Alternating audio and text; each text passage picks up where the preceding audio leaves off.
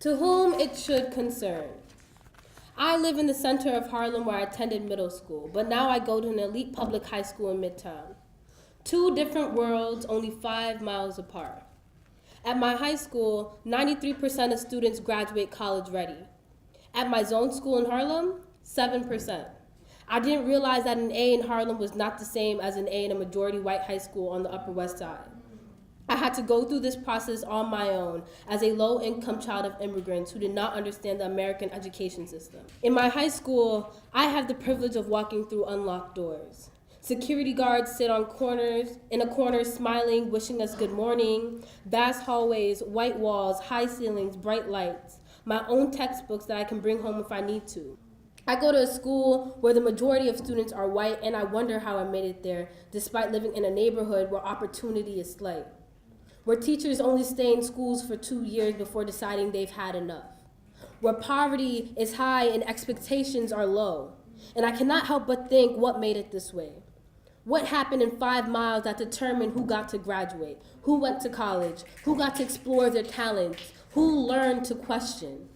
To whom it should concern, there are two different worlds only 5 miles apart. Please tell me what happened.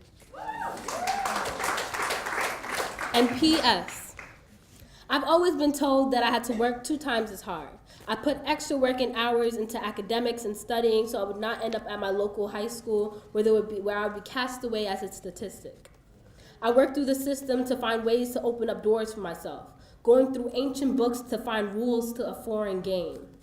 I was a black girl who was the daughter of immigrants with education the only hope of redefining herself.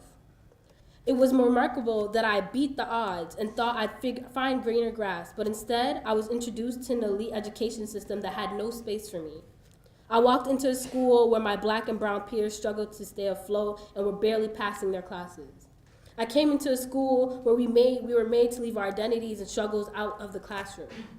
My elite school thought diversity ended when you put black and white students together and did not create space for us to learn off of those identities. No one told me about the rooms and spaces I would need to create for myself in order to survive. I wonder why the more elite opportunities I can attain, the more I feel I have to leave parts of myself behind. I am useful beyond numbers, so I ask, when will you be able to find talented black and brown students and love us too?